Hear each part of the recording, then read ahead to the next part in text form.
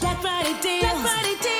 The gifts are unreal. Shop JCPenney for thousands of deals solo, no coupons needed. This weekend, save up to 50% on kitchen electrics from brands like Keurig and Cuisinart. Say yes, please, to diamonds and gemstones, now $19.99 each. And bundle up the fam in coats, starting at $14.99. We got your holiday. Black Friday deals. Shop, JCPenney. Offers valid on select items 11/18 through 11/20. Excluded from coupons. Exclusions apply. See store or jcp.com for details. Welcome to the Vault Podcast, classic music reviews, presented by IV Creative. Now, here's your hosts, B. Cox and the crew. Greetings and welcome, ladies and gentlemen, to another edition of the Vault Podcast, classic music reviews, presented by IV Creative. It's a perspective of the classics from a fresh point of view. We appreciate you for taking your time and lending your ears to our perspective.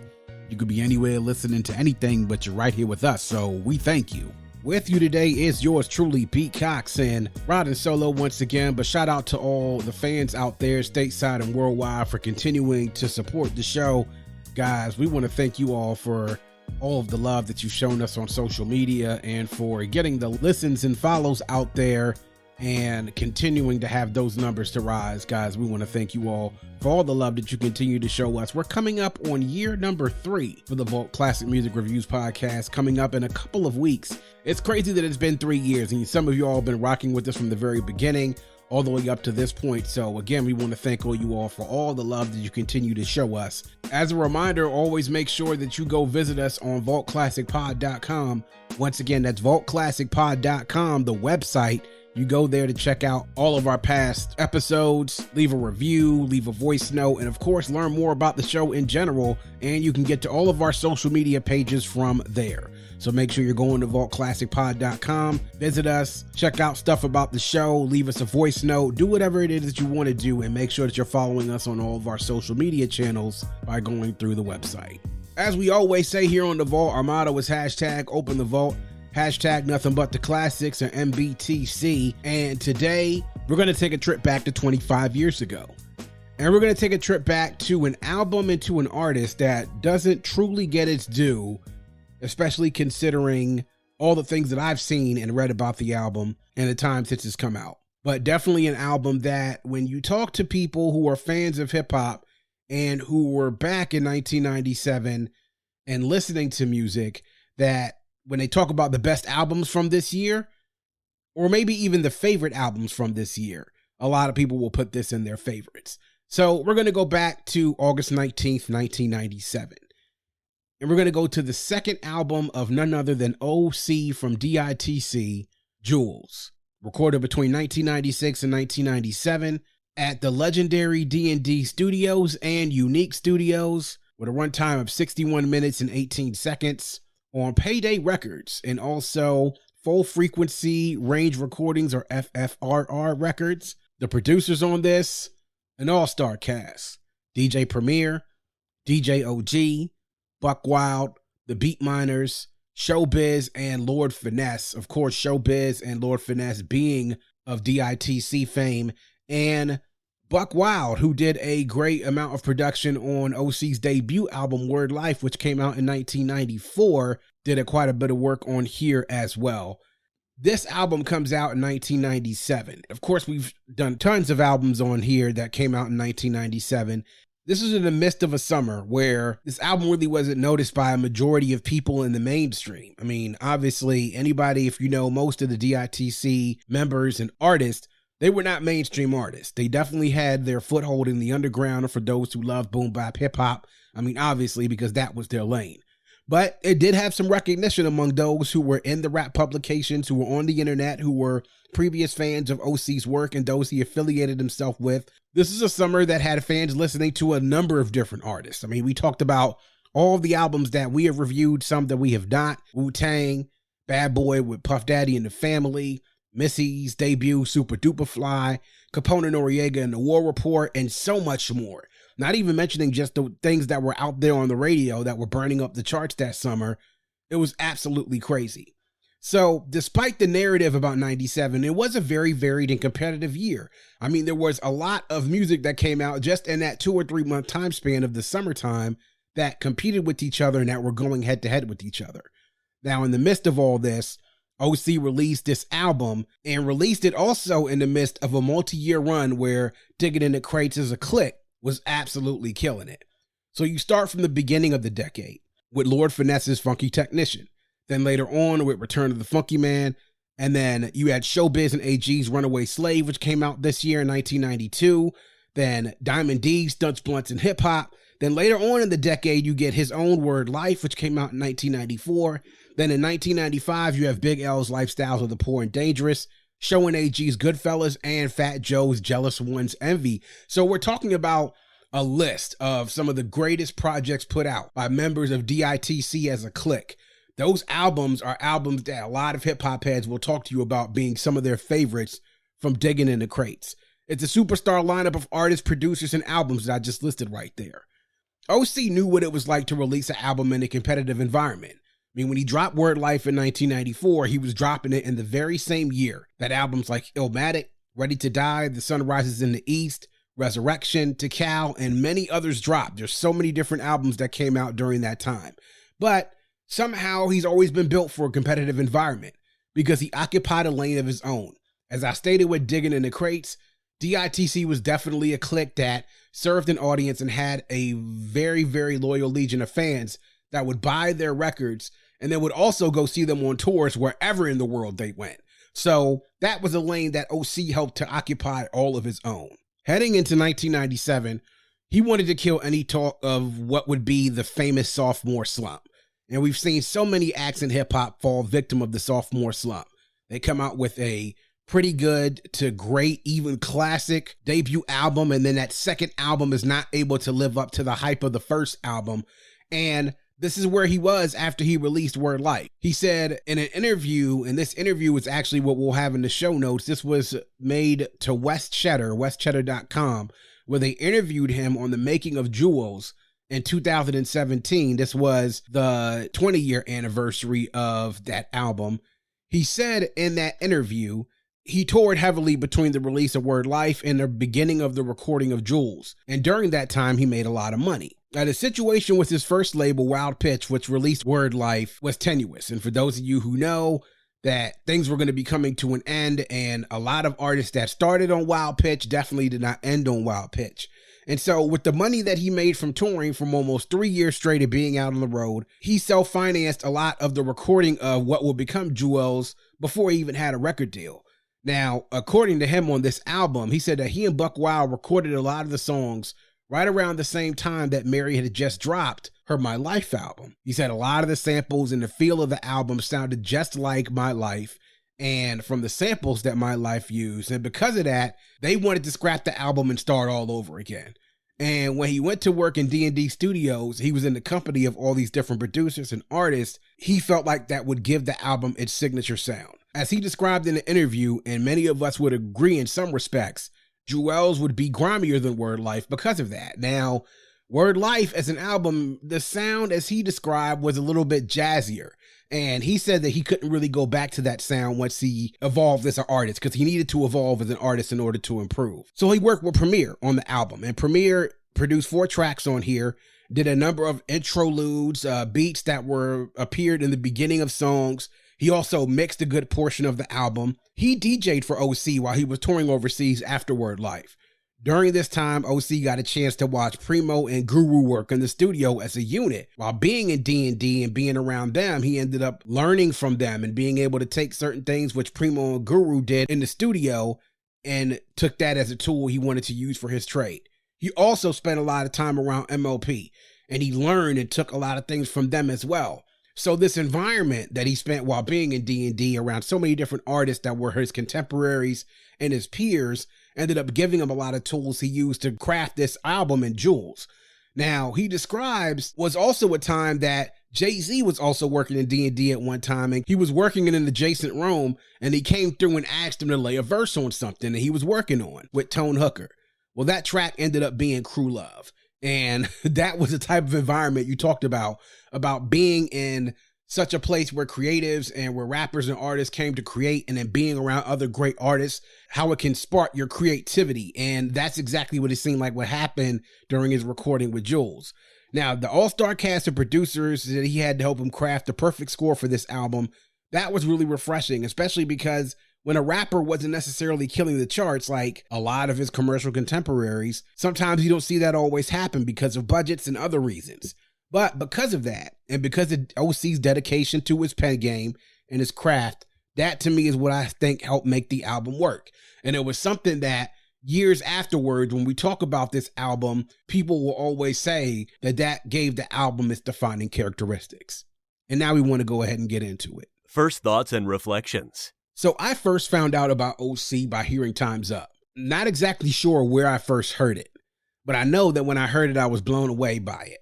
And when I found out that he was with D.I.T.C., then it all just kind of clicked for me. Around the same time, I was becoming fans of many different people within the group, within the clique. Then, of course, he was on Return to the Brooklyn Dodgers, produced by Primo, and I was further intrigued. And that dropped right around the spring, summer of 1995.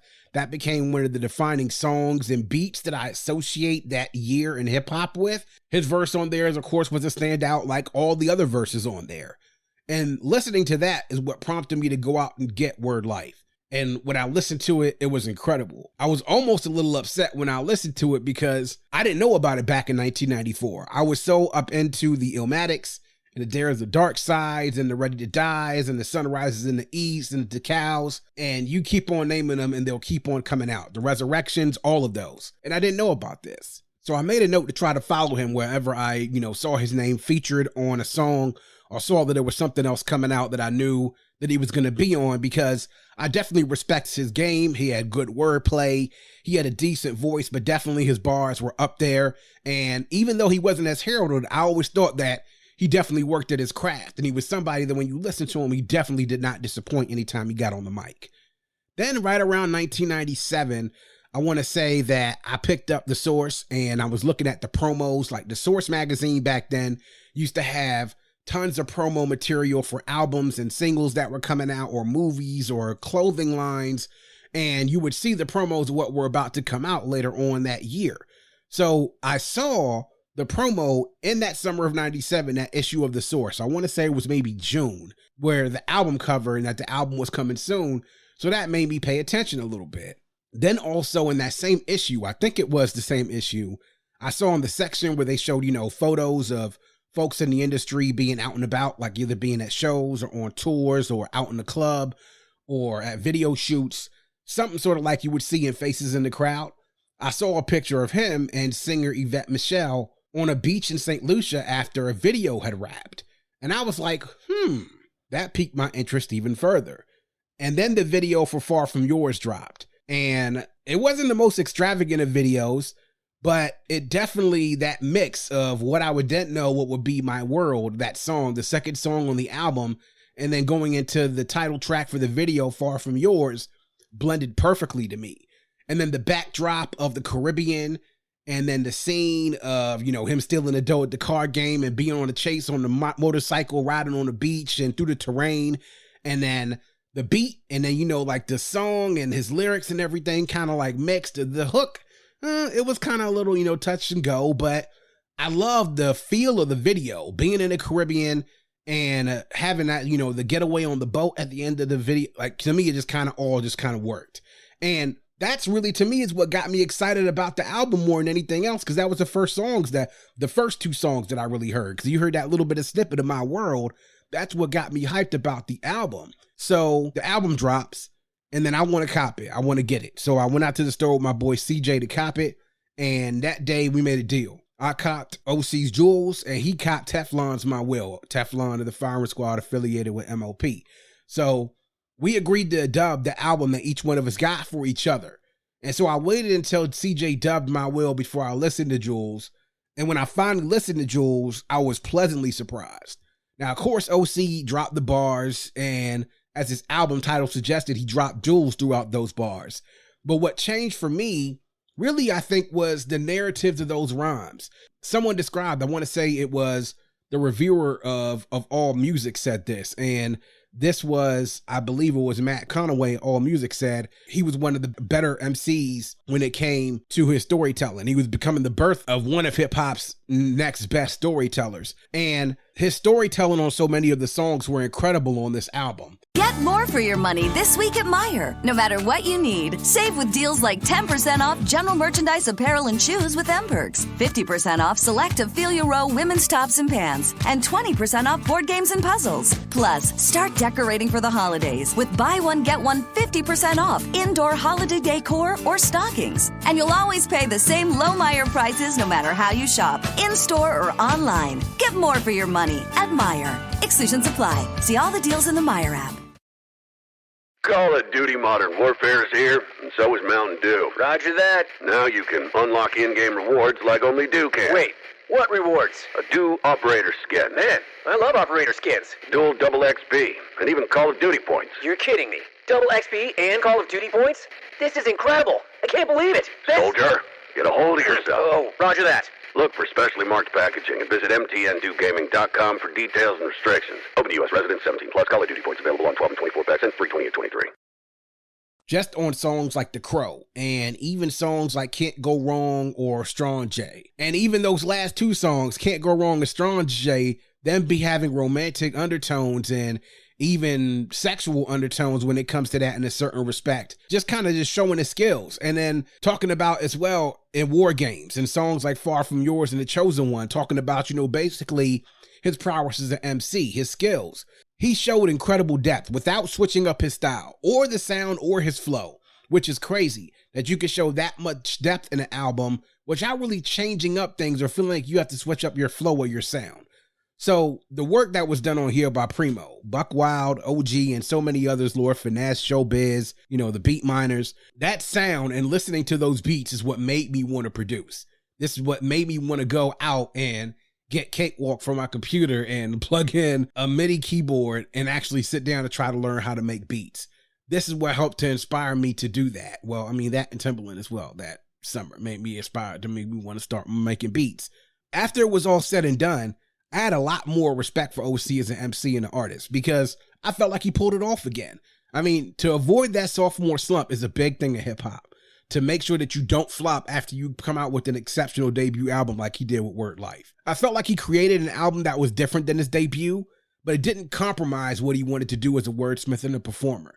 And not only that, you were getting this reputation about this guy that there's nothing really flashy about him, but there's something about this dude. He has something. And so you started to feel that even more on listening to Jewelz, that he had something there, and sometimes it was something that you couldn't really explain. Highlights and lowlights. So just to clear up before we get started on this, I don't have, if anything, really any real lowlights on here, like something that I said is just absolutely just garbage. Nothing is garbage on here. Everything on here, to me, is, I would say, at quality level. At quality level, meaning it's at 7.5 and up as far as the ratings of the songs out of 10. My highlights, starting off with My World and having that song with Primo, which Primo puts his work in on here, like I said, on 4 tracks. I love the verses on here on My World. Then heading into War Games. War Games is something as, first of all, the beat is ridiculous, and to have Organized Confusion on there, spit that hook with OC pretty much talking about his skills as an MC. I love Can't Go Wrong, and the sample of Can't Go Wrong is really what caught my ear as well. That sample of American Tango by Weather Report, using that to help to play in with the hook, definitely gotta love it. But then when you get into a song like Dangerous, featuring none other than the late great Big L, probably my favorite on the album. First of all, the beat is great. Shout out to Mr. Wall of the Beat Miners doing his thing on here. To hear OC and then Big L sort of just go back and forth with verses on this, especially on that third verse where they were going back and forth, is crazy. And then you really just listening to that, you just sort of get an idea again of Big L's greatness and his potential. The fact that he would be around great MCs and people who would become great MCs and artists, and they would marvel at his talent level. There's a funny story about that, as a matter of fact, in the article in that story that I read, the interview that OC did about West Cheddar. And he said that about Big L, that I seemed to do progress. He was in high school when he got his first deal. He was a kid, so he graduates, his album comes out. Didn't get a lot of fanfare, but he said he saw him evolve from being Double Sun to be on the radio spitting with Jay on Stretch and Bobbito, that famous freestyle that we all know. And he said, yo, the dude is a problem. And so he said he had to chase him around really to get him to come to be on this record. He told him like, yo, I got an idea. He's like, I'll be there. And then he's like running around trying to get his record label started at Flamboyant. And he finally tells him like, yo, I got a check for you. I got money. And he's like, all right, cool. I'll be there in 20 minutes. So then he shows up and then he goes up, he comes up there, they spit the verse and then says that, you know, while he's still on his grind, he had to get him to come back to the studio to do that third verse where they're doing their back and forth parts where they were trading off 4 bars at a time. And he said the shit though, in his words, was magic. He said the shit was magic, B. He said, I was like, you got to come back. And he told him like, yo, I got more bread for you just to make sure that he come back. And he came through on time and he stayed a little bit longer. And he said that he was quick on his feet like some Mayweather shit. And he even said that that was part of the whole thing about having Big L on that album. But that's one of my favorites though, man. Definitely L and OC kill it. And I love being able to hear those dudes go back and forth on that. Far From Yours, as I mentioned before, to me, this was the single that they used as the first single for this album and the only single that actually came out. And, you know, the video was the main thing that got me into this song. And at this time, Yvette Michele was sort of like in a mode where she was being signed to Loud Records. She was being co-signed as well by Funkmaster Flex. She had come out with that track, I'm Not Feeling You, that summer. So she definitely had some buzz behind her as well. But the song, I mean, like the song, like the sample from that definitely works. That sample of Tomorrow by the Brothers Johnson. I mean, everybody knows Tomorrow, of course, as well, being with Tevin Campbell doing that as well. But this one was the original sample. But that sample works. And then just, you know, the beat and then even having her vocals on there, even though I said the hook is a little silly, like the words and the lyrics of the hook, but the song worked for me. Strong J. Now, Strong J is, for those of y'all who are not aware, I did a review earlier this year with Charlie D of the Word to the Mother podcast. Shout out to my girl, Charlie. And we talked about Boomerang.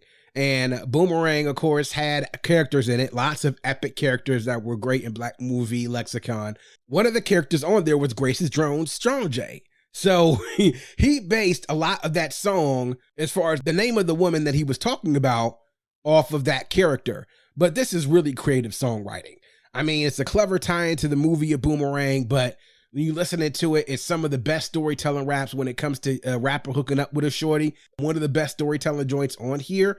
Then you follow it up with another highlight of mine's, The Crow. Now, to talk about this as being abstract storytelling is an understatement. Really excellent job of using sort of like this allegory, like an abstract sense of telling a story through something like this. And he said that in The Crow, the imagery and stuff in The Crow really happened. It's something that he was basing off something that actually happened to him in real life.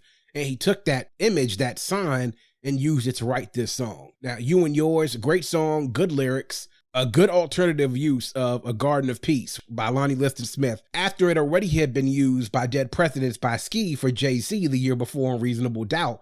It was the same song, but a different type of sample with a different sound. Gotta love Hypocrite, that sensitized sample from Roy Ayers, and of course OC spitting his game on that, talking about hustling. And then to end the album out with Jewelz, Lord Finesse Strikes Again. Definitely a great closing track, just like he did with Biggie on Suicidal Thoughts and Ready to Die. He closes this out with a great beat and a great song for OC to sort of close this out on. Those are my highlights. I mean, obvious, the other ones on here are great too as well. I do like Chosen One. Shout out to Freddie Foxx on here, who featured on 2 songs, that being When the G and then Mug, or M-U-G. Both of those produced, of course, by DJ Premier. Great production on here. Really great lyrics. And you got to love the guest spots with Freddie Foxx and then with Yvette Michele and Organized Confusion. Now, my only lowlights on here, I kind of wished that Organized Confusion had verses on War Games.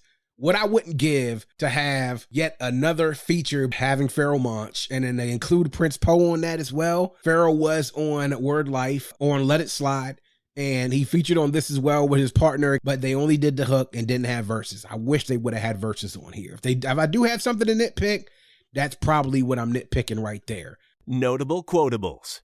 So my notable quotable comes from My World, and it's the first verse in My World. There's lots of great verses on here, and I would have picked the Big L verse, but I feel like I wanted to pick this one because this is the first verse that hits you right out of the box. That nigga Slick Rick said, I waited a long time sweating it.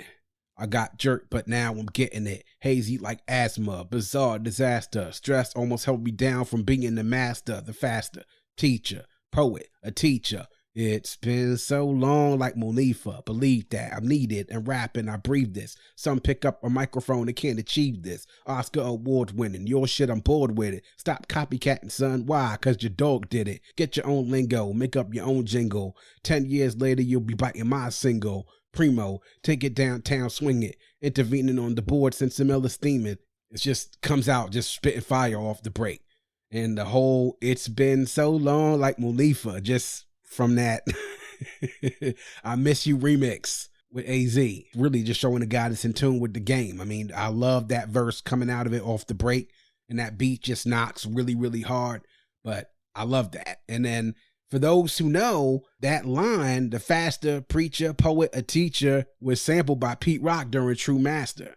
Definitely those who know. So that's my notable quotable. Final verdict. So my final verdict on this, I think that this is definitely an underground classic.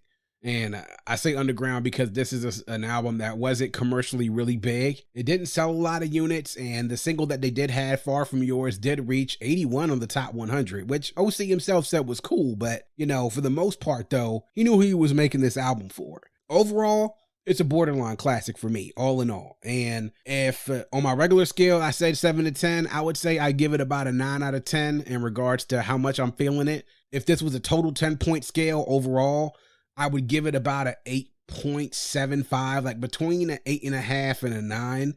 If it was on the mic scales, we're talking about the mic rating. For me, this would be right between a 4 to 4.5 mics. And it's definitely gotten better reviews as time has gone on. Now, OC even said in that interview with West Cheddar that when it first came out, he said things were a little quiet about it. So he started questioning himself whether or not he took the right direction on the album.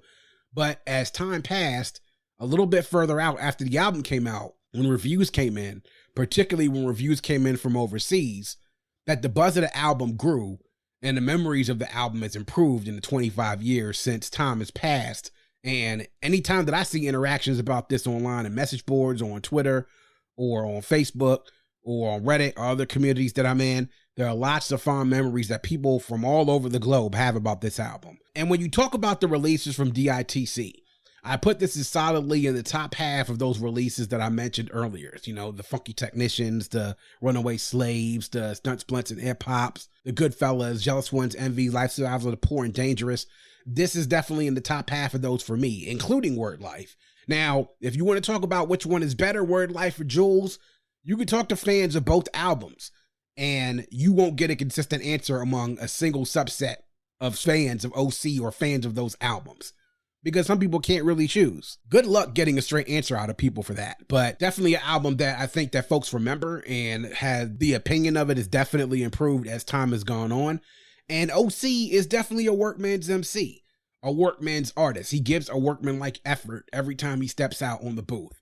He's someone who isn't flashy or extraordinary, but one thing that I can say about him is that he's efficient and reliable. And I think everyone in the game that respects him for that, respects him for his wordplay and his dedication to the craft of MCing, not really straying further from the roots of where he began, is what I think people respect about OC more so than anything else. And that is maintained over the almost 30 years that he's been out as an MC, or more than 30 years that he's been out as an MC since he started before Word Life up until this point now, where he's still out there in the game and in the industry amongst the people. So OC Jewelz, make sure that y'all go check it out. The album, though, is right now out of print, but you can definitely look at getting some of the physical copies on the secondary market. And of course, it's available on streaming, so you make sure y'all go check that out ASAP and continue the conversation with us on social media. Hit us up on Twitter, hit us up on Instagram, on TikTok. Let us know what you think about it. Hit us up and let us know what your best memories on this album are. And that is going to wrap up yet another edition of The Vault. Please make sure you are visiting us at vaultclassicpod.com. That's vaultclassicpod.com. There you can learn more about the show, check out our past episodes, join our mailing list, leave a review, or if so inclined, you can leave us a voice note. Click the blue microphone in the bottom right-hand corner to leave us a voice note to let us know what you think about the show, or to just show us some love. To support the show, click the coffee cup shaded in yellow in the bottom left-hand corner to access our Buy Me a Coffee page. On Buy Me a Coffee, you can give a small monetary donation to support the show to ensure that we can keep the vault open for many years to come. You can also visit us on social media at Vault Classic Pod on IG, Twitter, and on TikTok. Also hit us on YouTube and our Facebook page. Like and follow us on social media, subscribe to the pod and the YouTube channel. We do it here all for you. We appreciate the support, and if you have a friend, tell a friend, and make sure that that friend tells a friend. Always remember to keep your headphones on and your music loud, but not too loud. And as we close, we'd like to remind everyone to dream big, because dreams are the basis for creation. Always create, motivate, and elevate, because you were never destined or created to stay stationary or ordinary in this life. And on that note, we say peace. Thank you for listening and coming into The Vault. Please subscribe and visit us at vaultclassicpod.com. That's vaultclassicpod.com. Your favorite band's about to play a sold-out show. You got in. Over here! With a friend. And found a spot close enough to see the set list. They're definitely playing your song. When you're with Amex, it's not if it's going to happen, but when. American Express. Don't live life without it. Call of Duty Modern Warfare is here, and so is Mountain Dew. Roger that. Now you can unlock in-game rewards like only Dew can. Wait, what rewards? A Dew Operator Skin. Man, I love operator skins. Dual double XP, and even Call of Duty points. You're kidding me. Double XP and Call of Duty points? This is incredible. I can't believe it. Soldier, get a hold of yourself. Oh, roger that. Look for specially marked packaging and visit mtndewgaming.com for details and restrictions. Open to U.S. residents 17 plus. Call of Duty points available on 12 and 24 packs and free 20 and 23.